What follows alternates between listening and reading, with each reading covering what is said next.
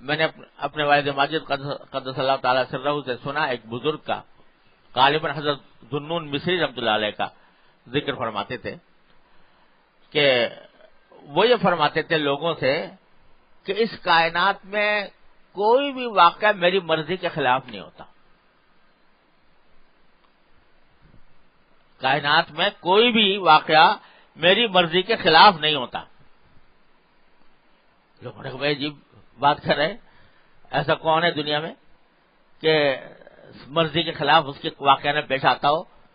یہ تو دنیا ہے، اس میں آدمی کے اچھے حالات بھی پیش آتے ہیں، برے حالات بھی پیش آتے ہیں، خوشی بھی ہوتی ہے، غم بھی ہوتا ہے، یہاں تک کہ انبیاء علیہ السلام کو بھی خوشی اور غم ہوتا تھا۔ تو یہ کیا آپ نے بات کہہ دی کہ اس کائنات میں کوئی کام میری مرضی کے خلاف نہیں ہوتا؟ تو فرمایا کہ اس لیے نہیں ہوتا کہ میں نے اپنی مرضی اللہ کی مرضی میں فنا کر دی ہے، یعنی جو اللہ تعالیٰ چاہتا ہے مجھے اسی میں خوشی ہے۔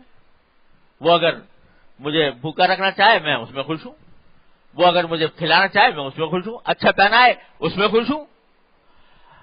غرض اپنی مرضی کو میں نے فنا کر دیا ہے اللہ جل جلالہ کی مشیت میں، تو اس واسطے جو کام ہو رہا ہے میری مرضی کے مطابق ہو رہا ہے۔ تو حضرت نبی کریم سرور دو عالم صلی اللہ علیہ وسلم عبدیت کے اعلیٰ ترین مقام پر تھے، اس واسطے اللہ تبارک و تعالی نے سب سے پہلی صفت نبی کریم سرور دو عالم صلی اللہ علیہ وسلم کی یہ بتائی کہ انت عبدی۔ کیا پیارا جملہ ہے، انت عبدی، تم میرے بندے ہو۔ اللہ تبارک و تعالیٰ جس کو فرما دے میرے بندے ہو، یعنی تم نے بندگی کا حق ادا کر دیا۔ اگر بندہ دیکھنا ہے تو اس بندے کو دیکھو، یہ میرا بندہ ہے، اس کی عبدیت دیکھو، اس کی تواضع دیکھو، اس کی انکساری دیکھو، اس کے اخلاق دیکھو، اس کے اعمال دیکھو، یہ ہے بندہ میرا، انت عبدی۔ تو سکھا دیا ہمیں آپ کو یہ کہ جو چیز حاصل کرنی ہے وہ عبدیت ہے، میں کچھ نہیں۔ یہ میں کا جو لفظ ہے اور میں کا جو خناس ہے، اس کو نکال کر یہ سمجھو کہ میں تو بندہ ہوں، میں اللہ کا بندہ ہوں۔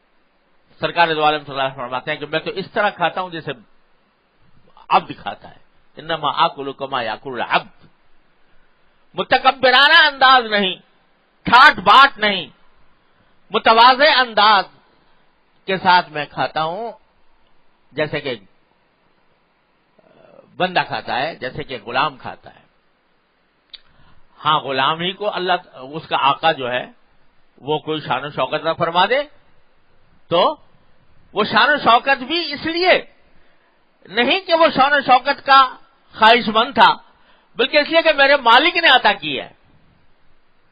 دیکھو سلیمان علیہ السلام کو، دیکھو داؤد علیہ السلام کو، کیا شان و شوکت تھی کہ سارے جنات، سارے انسان چلے جا رہے ہیں، ہوا ان کے لیے مسخر ہے، پہاڑ ان کے لیے مسخر ہیں، اور لاؤ لشکر جا رہا ہے۔ یہ سب شان و شوکت ہے۔ لیکن کیا فرماتے ہیں؟ انی احببت حب الخیر عن ذکر ربی۔ یہ جو تمہیں مال دولت نظر آ رہے ہیں، گھوڑے نظر آ رہے ہیں اتنے شاندار، یہ سب میرے دل میں جو ان کی محبت ہے یہ میرے پروردگار کے ذکر کی وجہ سے ہے۔ تو اس لیے ہے کہ میرے مولا نے بنا دیا مجھے اس کام کے لیے اور عطا فرما دی ہے، اس کا کرم ہے، اس کا شکر ہے، اس نے عطا فرما دیا، اس لیے میں یہ شان و شوکت بھی میرے مالک کی عطا ہے، اس کی دین ہے۔ تو میری عبدیت کا تقاضا یہ ہے کہ میں اس کو شکر کر کے استعمال کروں، اس لیے نہیں کہ میں شان و شوکت والا بننا چاہتا ہوں، بلکہ اس لیے کہ میرا اللہ چاہتا ہے کہ میں ایسا بنوں۔ وہی اگر مجھے فخر کا لباس پہنا دے گا تو اس فخر کے لباس پر بھی میں اسی طرح راضی ہوں گا جیسے کہ اس شان و شوکت کے اوپر راضی ہوں۔ تو اللہ تبارک و تعالی جس حال میں رکھے اس حال پر راضی ہو جانا یہ عبدیت کا تقاضا ہے۔ حضرت ایوب علیہ السلام نہا رہے ہیں، غسل کر رہے ہیں۔ حضرت ایوب علیہ السلام غسل کر رہے تھے، غسل کرتے کرتے آسمان سے سونے کی تتلیاں برسنے لگیں، سونے کے ٹکڑے تتلیوں کی شکل میں برسنے لگے. نہانا چھوڑ چھاڑ کر ان سونے کی تتلیاں پکڑنے چلے گئے. نہانا چھوڑ چھاڑ کر ان کو جمع کرنے لگے. اللہ تبارک و تعالیٰ کی طرف سے وحی آئی، کیا ایوب، کیا میں نے تم کو پہلے ہی مستغنی نہیں کر رکھا سونے چاندی سے؟ بھاگ رہے ہو سونے کی طرف؟ یہ سوال ہوا اللہ تعالیٰ کی طرف سے. اس کا جواب دیا حضرت ایوب. اور در حقیقت یہی امتحان بھی تھا، نبی کا امتحان تھا یہ کہ آیا یہ کیا جواب دیتا ہے.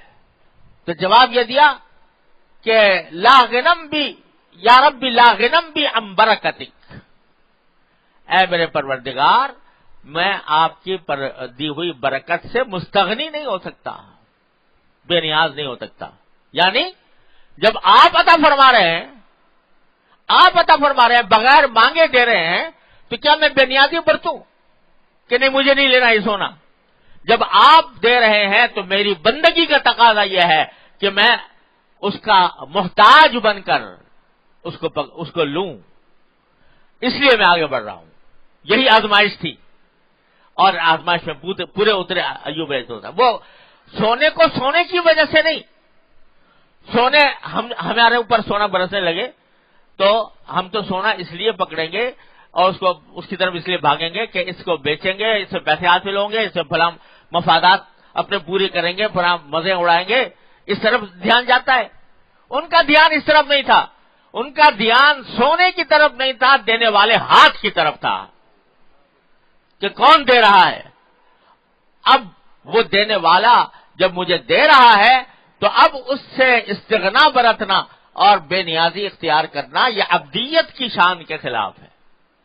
عبدیت کا تقاضا یہ ہے کہ محتاج بن کر لے، اللہ تبارک و تعالیٰ کی عطا کو محتاج بن کر لے. اس لیے لے کہ میرے مالک کی دین ہے، وہ دے رہا ہے مجھے.